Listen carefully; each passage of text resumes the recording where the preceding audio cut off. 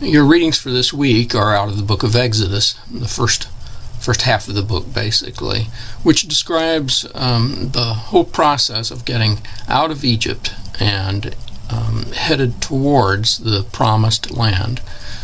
The text that you're reading includes a lot of dealing with fear and wondering about whether the God of Israel, the God proclaimed by Moses, can be trusted.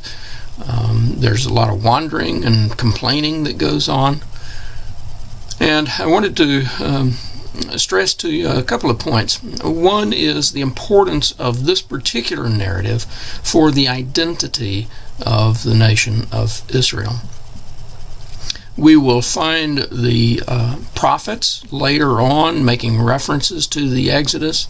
Certainly the kings will see their land, the land that they are in charge of, as being given to them by God.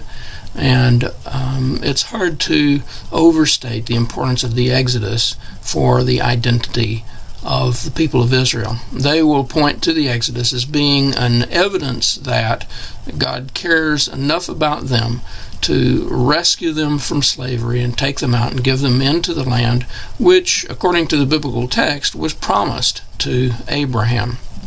So it's the evidence of God fulfilling his promises. One of the challenges in reading this material is that the biblical text presents a picture that is not strongly supported by other historical documentation. That is, there are no Egyptian records that document having a group of slaves that leave of their own accord in defiance of the Pharaoh. There's no evidence for some of the cities that were encountered, or the people groups that were encountered according to the biblical text.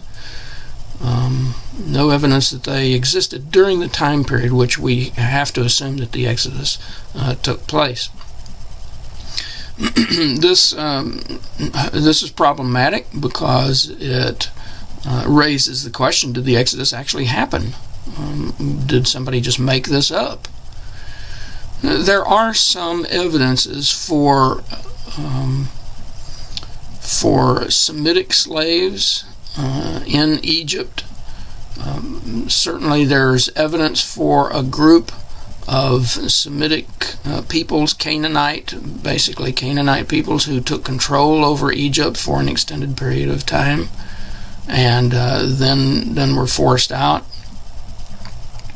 There are cities that are identified in the Exodus narrative that archaeologists have been able to find the remains of.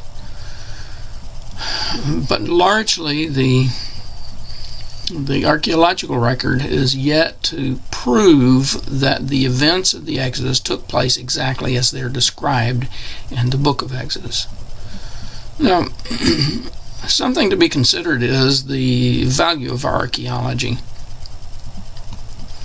It's wonderful when archaeologists are able to show the evidences of the narratives that we find in the biblical text. People like to point to the discoveries at Jericho and other locations to say, aha, here we have it, the proof of the biblical stories. But the thing is, it's not really the job of archaeology to prove the Bible, because archaeology, like any of the sciences, depends on what can be discovered. Just because there's no evidence, physical evidence, of a particular town, for example,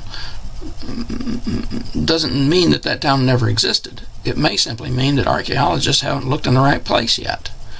If they haven't found the evidence yet.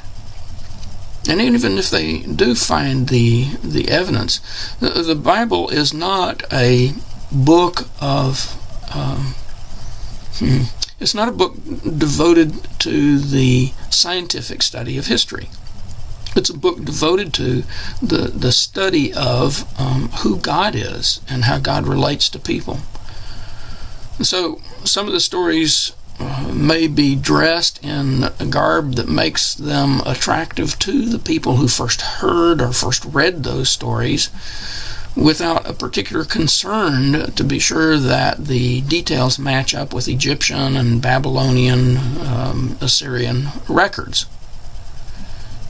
As you read the Exodus, be looking for the evidence of who God is, who God's perceived to be by this people, and how that God is perceived to be acting with those people.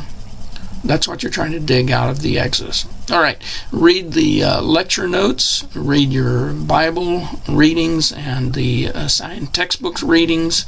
There's a quiz to take. It's got more questions than just one. And there's a discussion board, and I want you to post a question or two on the discussion board and respond to a question that someone else may have posted. Okay, that's the assignment. I'll see you on Thursday.